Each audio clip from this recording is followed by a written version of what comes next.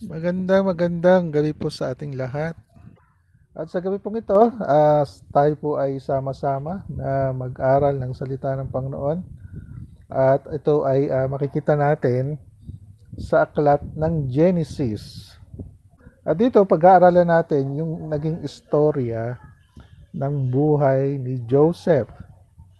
Tinatawag siya Joseph the Dreamer o siya yung Joseph na laging nananaginip. At dito sa ating pag-aaralan, buksan natin ang ating mga Biblia. Kung meron kayong mga Bible dyan, buksan ninyo sa aklat ng Genesis chapter 50, verse 20.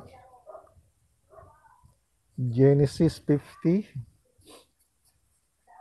verse 20. Sabi dito, sa Mabuting Balita Biblia, masama nga ang inyong ginawa sa akin. Subalit ipinahintulot iyon ng Diyos para sa kabutihan at dahil dooy iniligtas o naligtas ang marami ngayon. So pinagpala ng Diyos ang pagkakabasa ng kanyang salita. Sandali tayong manalangin. O aming Diyos na buhay, pinupuri namin kayo at pinapasalamatan sa gabi pong ito. Isang pagkakataon para sa iyong lingkod na makapaghayag ng iyong salita para dito sa Snacks Fellowship, Panginoon. Nawa sama-sama kaming matuto, sama-sama kaming lumago at lumalim at makita namin yung mga lessons dito sa buhay ni Joseph. Banal na Espiritu, kayo po ang maging tagapagsalita namin, tagapagturo namin sa gabi nito. Hayaan mo kayo, O Diyos, ang siyang mapakinggan namin, kayo ang siyang maramdaman namin. Salamat po, purihin po kayo sa pangalan po ni Jesus. Amen.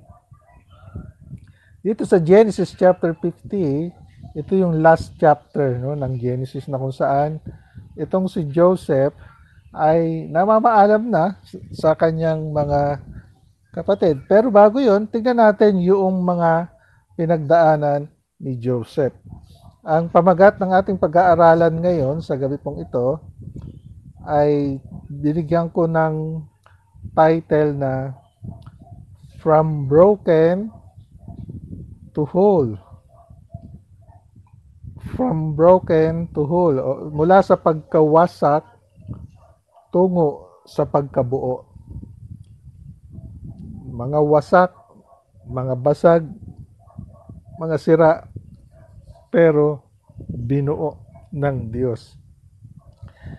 Dito sa Genesis chapter 37, dito umikot yung kwento ni Joseph. Si Joseph ang panglabing isang anak na lalaki ni Jacob. Marami silang magkakapatid. Silang mga lalaki ay 12. Iba pa yung mga kapatid nilang babae na hindi na-mention yung mga pangalan sapagkat nung lumang tipan ay hindi masyadong binibigyan ng halaga yung mga kababaihan. Laging mga pangalan lamang ng mga kalalakihan. Hindi sinabi dito na itong si ganito ay anak ni Jacob. Pero yung 12 talagang laging nababasa magmula kay Ruben na panganay hanggang kay Benjamin na bunsong kapatid ni Joseph. Sinabi kong bunsong kapatid kasi itong si Joseph at si Benjamin, ang nanay nila ay si Rachel. Itong ibang mga kapatid nila ay iba yung mga nanay. Nanay si Raquel, nanay si Bilha, at yung alipin ni Rachel. So bali 4 yung naging asawa ni Jacob. Kaya marami silang magkakapatid. Pero ang na-mention dito yung 12 tribes, yung 12 anak na lalaki ni Benjamin. So bata pa lang, itong si Joseph ay nakakaranas na siya ng iba't ibang mga pambubuli mula sa kanyang mga kapatid. dahil siya ang anak doon sa babaeng mahal na mahal ng kanyang asawa, ng kanyang tatay na si Rachel, no? Sapagkat ito talaga yung gustong pakasalan ni Jacob. Kaya lang ang nangyari dito, dinaya siya ng kanyang biyenan na si Laban. Ang unang ibinigay kay Jacob ay si Raquel, sapagkat sabi nila hindi kultura dito sa amin na unang mag-asawa ang mas nakababata. Sabi niya, kung gusto mo, maglingkod ka sa akin ng 7 taon pa at ibibigay ko sa iyo si Rachel. So makita natin dito na unang napangasawa ni Jacob ay si Raquel, yung panganay na ate ni Rachel. Tapos itong si Raquel ay mayroong alipin. Tapos itong si Rachel din ay mayroong alipin dahil nung una hindi magkaanak itong si Rachel dahil siya ay baog, pero kinalugdan ng Diyos na si Rachel ay kalaunan ay kahit sa katandaan niya ay nagbuntis at nagkaroon ng 2 anak, itong si Joseph at si Benjamin. Sila ay magkapatid na tunay. Yung ibang kapatid nila ay half brothers and half sisters. So dito pa lang kitang-kita na yung pagiging paborito ni Jacob sa kanyang mga anak na si Joseph at si Benjamin, sapagkat dito pinanganak sa babaeng mahal na mahal niya, si Rachel. At dahil paborito ni Jacob itong si Joseph, ginawan niya ito ng magarang damit. At nung ginawan siya ng magarang damit ng tatay nilang si Jacob, mas lalong nagalit, mas lalong nainggit itong kanyang mga kapatid. Kasi siya lang ang binigyan ng magandang damit. Siya lang ang ginawan ng magandang damit ng tatay nila. Samantalang 12 silang magkakapatid. So, doon sa kwentong iyon, talagang laman ng pambubuli, laman ng pang-Alaska, no? Laging na-Alaska, inaasar itong si Joseph to the point na pinagtangkaan nilang patayin itong si Joseph. Pero bago yun, dumating doon sa punto na itong si Joseph ay nananaginip. 2 partikular na panaginip yung pinakita dito. Una, yung binigkis daw na mga trigo. Sabi niya, yung trigo na binibigkis ni Joseph ay tumayo. At yung mga trigo ng kanyang nanay at tatay at ng kanyang mga kapatid ay lumuhod doon sa trigong ginagawa ni Joseph. Hindi yun pinansin ng kanyang mga magulang at ng mga kapatid. Yung pangalawang panaginip niya, doon na nagalit itong mga kapatid niya kahit ang kanyang mga magulang. Sabi doon sa panaginip niya, napanaginipan ko na ang araw at ang buwan at ang mga bituin, sabi niya, ay lumuhod sa akin. So sabi ng tatay niya, ano ibig mong sabihin? Kami ng tatay mo, ng nanay mo at ng mga kapatid mo ay luluhod sa iyo. Yun, lalo silang nagalit. Talagang hinahanapan nila ng ikakagalit itong si Joseph kasi nga dahil sa ganitong klase ng kanyang sitwasyon na hindi naman niya gusto, hindi naman niya pinipilit, kundi ito yung nangyayari sa kanya. So, from broken to whole, doon sa kanyang pagkawasak, maging sa buhay natin, laging merong oposisyon. So, ang point number 1 natin dito ay ang opposition is real. Totoo ang mga oposisyon sa buhay natin. Kayong mga kabataan, kumusta kayo sa inyong mga pamilya? Baka mamaya hindi kayo paborito ng mga magulang ninyo, ang paborito yung mga kapatid ninyo. At ang masakit pa dito, talagang pinapabuka sa inyo na paborito, ikaw ay baliwala. O kaya naman, yung mga pangarap mo, na ang taas-taas ng pangarap mo, pero sila yung mga nagdududa sa iyo. Sila yung mga hindi naniniwala sa iyo. So, ganun din sa buhay ni Joseph nangyari yun. Karamihan pa doon sa mga nag-o-oppose sa kanya ay galing sa kanyang pamilya. Kaya wasak talaga itong si Joseph doon sa kanyang buhay. At ngayon, sa ating panahon ngayon, marahil ito yung sitwasyon natin. Wasak tayo dahil hindi tayo paborito ng ating magulang, hindi tayo sinusuportahan ng ating mga magulang, na binubuli tayo, nakadalasan, no, ang pinakamasakit, yung nambubuli sa atin ay yung mga kapamilya natin. At nangyari nga ito. Anong nangyari kay Joseph? No, pinagtangkaan siyang patayin. Sabi natin, patayin natin yung kapatid natin. Sabi niya, ayan na. Kasi nung one time, inutusan siya ng kanyang tatay. Sabi niya, puntahan mo yung mga kapatid mo, tingnan mo, kumustahin mo sila, tapos magdala ka ng baon. Malayo pa, nakita na siya ng mga kapatid niya. Ayan na si mapapanaginipin, sabi niya, yung kapatid natin. Patayin na natin yan, sabi niya. Pinagtanggol siya ng Kuya Ruben nila. Huwag nating patayin, sabi niya. Kasi kapatid natin yan. Ihulog na lang natin sa balon. So yun, hinulog nila sa balon. Itong si Joseph, no? Biro mo, no? Kapatid nila, hinulog sa balon. Nangyari na po ba sa inyo yon? Kayo, di ba? Mga kapatid ninyo cited, kayo na mayroong mga beautiful eyes, sasadyain ba kayong ihulog? Sasadyain ba kayong mauntog? Sasadyain ba kayong madapa? May mga pagkakataon bang nangyari sa inyong ganyan? Dito sa panahon ni Joseph, talagang ganun. Tapos, nung natanaw nila na mayroong uh, mga negosyante paparating, mga caravan.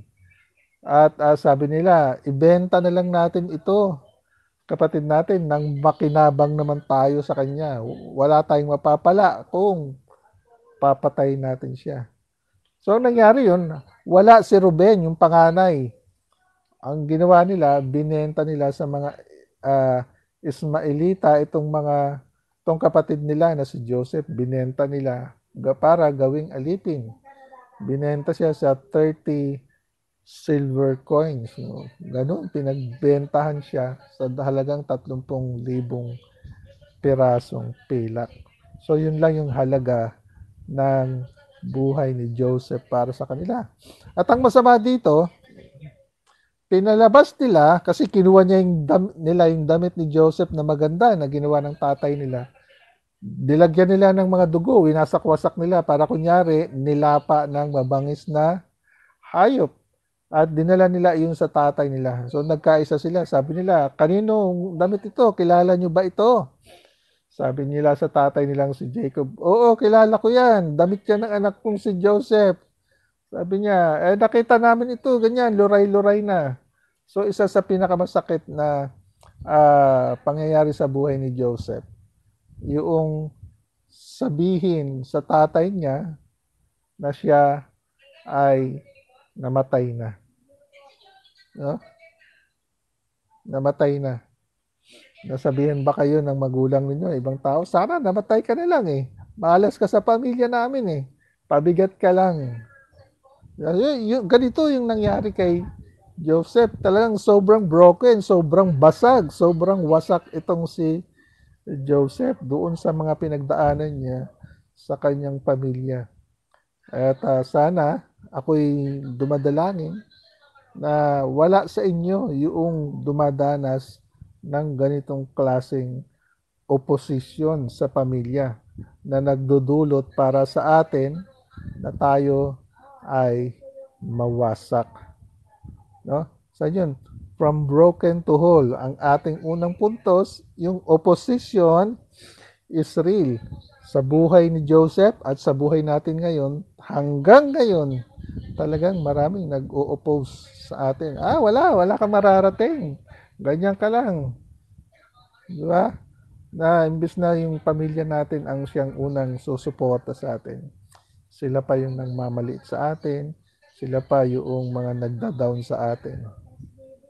May mga ganyan po akong kakilala. No? Kaya panalangin ko, nawa kayong mga nakikinig dito sa akin ngayon, hindi nyo pinagdadaanan ito. At kung pinagdadaanan nyo man ito, kung sino man sa inyo, makinig kayo sa susunod na puntos natin. Una, opposition is real. Pangalawa, trust the process. Trust the process. Yung proseso ay pagtiwalaan mo yung ginagawa ng Diyos sa buhay mo. Hindi mo pa nakikita ngayon, pero after na malampasan mo itong prosesong ito, kasi napakatalino ng Panginoon, napakahusay ng Panginoon, ay inihahanda ka lang pala doon sa isang tungkulin na mas mataas. Katulad ng nangyari kay Joseph. Ito yung mga proseso na pinagdaanan niya. Nung nandoon na siya sa Ehipto, binili siya ni Potiphar. Binenta rin kasi siya ng mga nagkakaraban At nabili siya ni Potiphar. Si Potiphar ay isang government employee, no? May mataas na katungkulan sa gobyerno. At kinuha si Joseph, binili at ginawang alipin sa kanilang bahay. At nung nandoon na siya sa bahay ni Potiphar, sabi doon, ang bahay at ang pamilya ni Potiphar ay pinagpala ng Diyos dahil kay Joseph. Yung proseso, natapos na ba doon? Hindi. Ito yung sumunod na proseso. Si Joseph ay magandang lalaki, maganda rin katawan. Kaya itong si Mrs. Potiphar ay nagkaroon ng pagnanasa sa kanya. Araw-araw siyang tinutokso. Sabi ng Mrs. Potiphar, "Oh, lumapit ka." Lagi siyang ginaganon. Lagi siyang tinutokso ng ganun. Pero matatag si Joseph. Isang araw, hindi na makayanan nitong Mrs. Potiphar na to, yung kanyang pagnanasa na si Joseph ay kanyang makasiping. Ang ginawa niya, si Joseph na nakatapis lang ng tuwalya, hindi ko alam bakit nakatapis lang siya ng tuwalya, binaltak ni Mrs. Potiphar itong tuwalya ni Joseph at nagsisigaw siya. Sabi niya, rapist, rapist, saklolo, saklolo. So pinagbintangan siya na siya ay rapist at naging dahilan ito para siya ay makulong. So yun yung proseso. At habang siya ay nasa kulungan na, sinabi doon, ginawa siyang tagapamahala doon sa kulungan. Yung tawag dito, yung mga jailer doon, pinapaubaya na sa kanya. Kasi sumasa kanya ang Diyos, matalino ang Diyos, at napakahusay ng pagpapamalakad ni Joseph habang nandoon siya sa kulungan. Isang araw, nakasama niya sa kulungan yung dalawang mataas na tauhan ng hari ng paraon. Sino to? Yung una, yung cupbearer, yung tagatikim ng inumin ng hari. Siya yung tagahain. Bago bigyan ng pagkain, bago bigyan ng inumin, siya yung tumitikim. Yan, tumitikim. Tapos yung isa, yung baker, tagagawa ng tinapay ng hari. Sabay silang nakulong. At itong dalawang ito ay nagkaroon ng parehong panaginip. At itong panaginip na ito ay binigyan ng interpretasyon o paliwanag ni Joseph. Sabi niya, ito ang panaginip mo.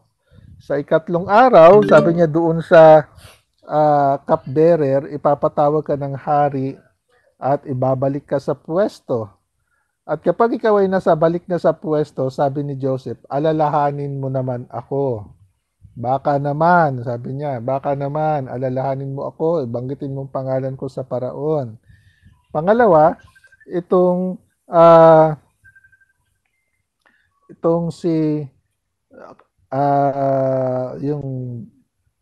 yung baker. Sabi niya, ito ang panaginip mo. Sa ikatlong araw, papatawag ka rin ng hari, pero papupugutan ka ng ulo. After 3 days, nangyari yun. At pinatawag silang pareho. At itong cupbearer ay ibinalik sa kanyang pwesto bilang cupbearer, pero yung bread maker o yung baker ay pinapugutan ng ulo. So yun yung proseso, no, na pinagdaanan ni Joseph. Nung one time, itong hari naman, itong paraon ang nagkaroon ng panaginip. At tinatawag niya lahat ng mga salamangkero, lahat ng mga matatalinong tao doon sa Ehipto. Sabi niya, sabihin ninyo ang aking panaginip at bigyan ninyo ng paliwanag. Sabi ng mga engkantador, sabi ng mga matatalinong tao, wala pong magkakagawa niyan. Sabihin ninyo sa amin yung panaginip ninyo at amin itong ipapaliwanag. Hindi, sabihin ninyo kung anong panaginip ko at ipaliwanag ninyo. Kung hindi, ipapapatay ko kayo. Doon naalala nung cupbearer na si Joseph ay kayang magpaliwanag ng panaginip. Naalala niya, sabi niya, mahal na hari, sabi niya, mahal na paraon. May malaki akong pagkakautang, pagkakasala. Nung kami pinatapon ninyo sa kulungan, sabi niya, parehas kaming nanaginip nung baker na kasabay kong nakulong. At yung panaginip na yun ay binigyan ng paliwanag nung isang nakakulong doon na Hudyo, na pangalan ay Joseph. Sabi niya, baka siya ang makapagpaliwanag ng panaginip mo. Sabi niya ganun.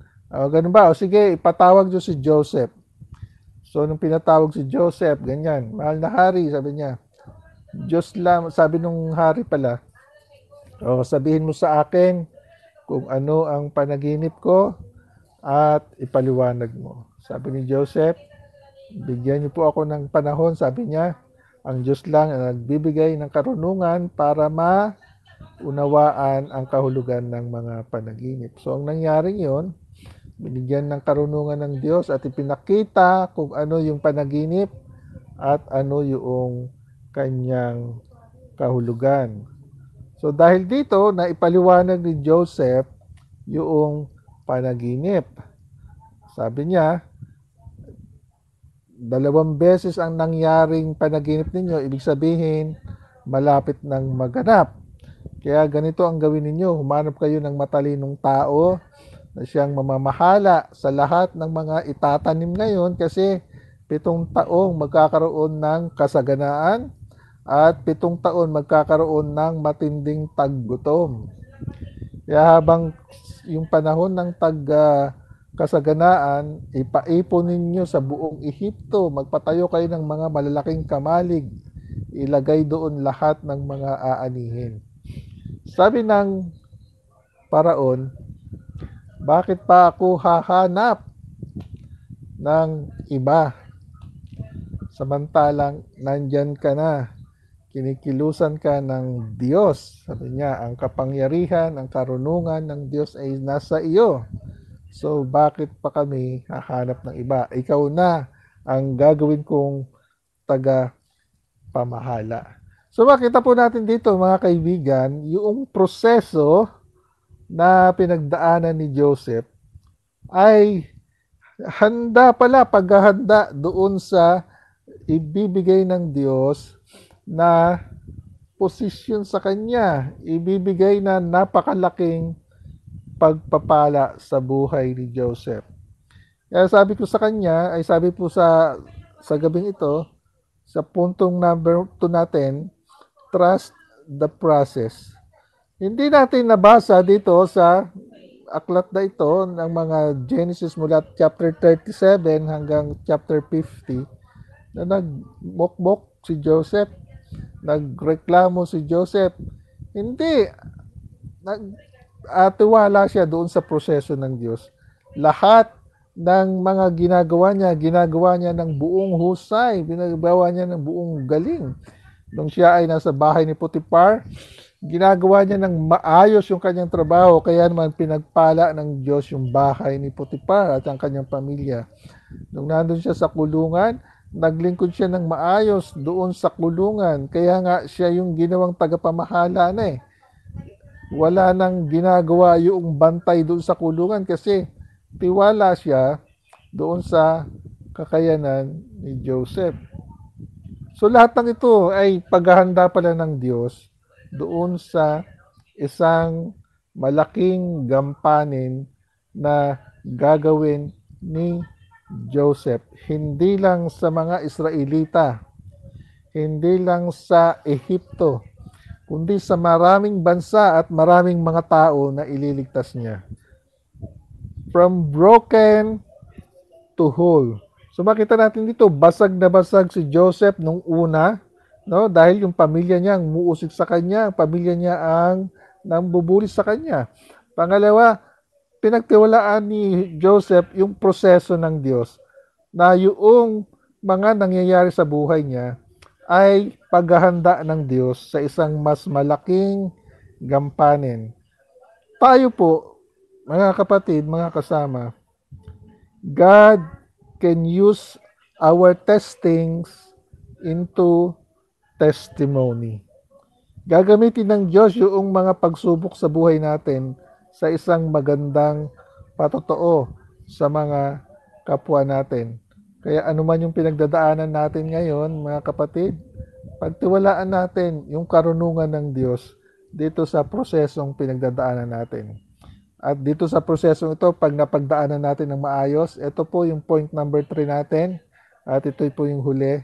Embrace God's promotion. Embrace God's promotion. Ito na yun. Ito na yung whole, buong buo na yung nangyari kay Joseph. Sa simula, di ba?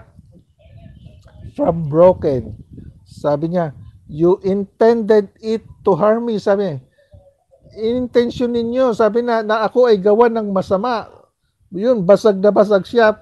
Pero, sabi diyan, ipinahintulot iyon ng Diyos. No? Pinahintulot ng Diyos para sa kabutihan. At dahil doon, naligtas ang marami ngayon. Nung pinagtiwalaan ni Joseph yung proseso ng Diyos, eto na-promote na siya. Anong ginawa ng Paraon kay Joseph? Ginawa siyang gobernador ng buong Paraon. Second in command, yung singsing na pantatak ng Paraon ay ibinigay kay Joseph. Sabi niya, eto ang singsing ng pantatak. Lahat ng sabihin mo, tatakan mo niyan bilang patotoo na ito ay may basbas ko. Second in command. Grabe, maliban sa aking pamilya at sa aking kakanin, lahat yan nasa ilalim ng kapangyarihan mo, sabi ng Paraon. Grabe yung prosesong pinagdaanan niya. Pero, after niyang mapagdaanan ito, after niyang pagtiwalaan, sampalatayanan yung prosesong hinarap niya, grabe din naman yung promotion ng Panginoon. Grabe. Kung tutuusin, pwede niyang balikan yung mga kapatid niya. Pwede niyang balikan yung Mrs. Potiphar na yun na nagpakulong sa kanya. Pero hindi niya ginawa yan. Inisip niya na ito ay bahagi ng proseso. At nung napagtagumpayan niya yon, yung promotion naman ng Panginoon ang hinarap niya. For 14 years, siya ay namahala sa buong Ehipto. Wala na halos iniisip, wala na halos ginagawa yung Paraon. Dahil tiwala siya na itong si Joseph ay gumagawa, nagtatrabaho ng mahusay, na nasa kamay niya yung kinabukasan, hindi lang ng buong Ehipto, kundi ng mga buong bayan, buong bansa sa bawat paligid ng Ehipto, yung mga kapitbahay na bansa. Alam nyo, halos lahat ng tao sa panahon na yon doon sa paligid ng Ehipto ay maangkin na maging pag-aari na ng paraon dahil kay Joseph, kasi ultimo yung kanilang mga buhay, yung kanilang mga pamilya ay naisanla na doon sa paraon kasi wala na silang pambili, wala na silang pera, wala na silang hayop, wala na silang lupa, at pati yung mga sarili nila ay naisanla na nila sa paraon. Ganun ah, nasakop dahil kay Joseph, no, ng Egypt yung mga tao, yung mga bansa sa paligid ng Egypt. Dahil ito sa kagagawan o dahil sa buhay, sa kahusayan ng Diyos sa buhay ni Joseph. At alam niyo, yung promotion na natanggap ni Joseph, hindi lang habang siya ay nabubuhay. Kahit siya ay namatay na. Biruin ninyo, yung mga kasabayan ni Joseph, hindi sila nakarating sa Promised Land. Bagkus sila ay pinahirapan nung namatay na si Joseph, nung mayroon ng ibang paraon, hindi na naalala yung ginawa ni Joseph. Pero itong si Joseph, makaraan ang 400 taon na paghihirap ng mga Israelita, sabi niya sa mga kapatid niya, alam kong darating ang panahon, tutubusin kayo ng Diyos. Sabi niya, at ipinapakiusap ko na itong aking mga buto ay dalhin ninyo kapag kayo ay tinubusan ng Diyos. Kaya nung panahon ng mga Israelita ay tinubusan ng Diyos, palabas ng Ehipto, kinuha ni Moises yung buto ni Joseph at isinama, dinala doon sa Kanaan, doon sa Promised Land. Kaya ganun katindi yung promotion ng ating bida sa gabing ito. Walang iba kundi si Joseph. Magmula doon sa pagkawasak, magmula doon sa basag na buhay, ay binuo ng Diyos unti-unti. At doon sa pagkakabuo niya, mas maganda pa yung kinalabasan ng buhay ni Joseph. Mga kapatid, tanong ko lang, sa sitwasyon ninyo ngayon, basag ba kayo? Wasak ba kayo? Hindi maiiwasan yan. At ang masakit kung minsan, yung pamilya pa natin, kaibigan natin, ka-churchmate natin, di ba? Sila yung nang-down sa atin. Hindi natin naiwasan yan, may mga taong ganyan. Pero, sabi nga, trust the process. Trust the wisdom of God dito sa prosesong pinagdadaanan natin. At kapag pinagtiwalaan natin yung prosesong yan, ang mangyayari yan, yung God's promotion ay darating na. Yakapin natin yung promotion ng Panginoon. Kaya ano man yung sitwasyon mo ngayon, ikaw man ay nasa matinding opposition, maraming mag-o-oppose sa'yo, pagtiwalaan mo yung proseso ng Diyos. At kapag pinagtiwalaan mo yan, natapos mo yan, yung promotion naman na nag-aantay sa iyo, yakapin mo. At pag nayakap mo na yan, pag dumating na yan, huwag mo nang pakawalan. Kung basag ka man ngayon, gusto kang buuin ng Diyos, mas maganda, mas makinis, at mas kapaki-pakinabang. Nag-aantay yung promotion ng Panginoon sa iyo, sa atin. Pero habang wala pa yon, pagtiwalaan mo ang prosesong pinagdadaanan mo ngayon. Panginoon, salamat po sa gabi pong ito. Salamat po sa pagkakataon na napag-usapan namin ang buhay ni Joseph na from broken to whole, mula sa pagkawasak, handa, Panginoon, mas matibay, mas makinis, mas kapaki-pakinabang. Lord, I pray, Panginoon, sa mga nakikinig po sa akin dito sa Snack Fellowship, kung sino man sa kanila ang basag ngayon, Panginoon, Kayo po ang magbuo sa kanila. Hayaan mo, Panginoon, makita nila, Panginoon, na itong prosesong pinagdadaanan nila ay bahagi sa isang gampanin, Panginoon, na kung saan ipopromote mo sila. Kaya huwag silang mainip, Panginoon. Huwag silang magduda sa karunungan mo. Huwag silang mawalan ng pag-asa sapagkat maraming mga umaayaw, maraming humihinto dito sa prosesong pinagdadaanan nila kasi hindi nila maunawaan, hindi nila maintindihan bakit nangyayari ito. Pero panalangin ko, itong mga kasama ko ngayon sa SNAPS, tulungan niyo po sila. Habang nag-aantay sila, habang dumadaan sila sa proseso po ninyo, dagdagan mo ang kanilang pananampalataya. At kapag dumating na, Panginoon, natapos na itong prosesong ito, at dumating na yung promotions mo, Panginoon, huwag nilang bitawan. Yakapin nila ito, Panginoon. Salamat po. Patuloy mo silang pagpalain, mas lumago, mas lumalim ang kanilang pananampalataya sa iyo, Panginoon. Purihin po kayo. Salamat po. Sa pangalan po ni Jesus. Amen.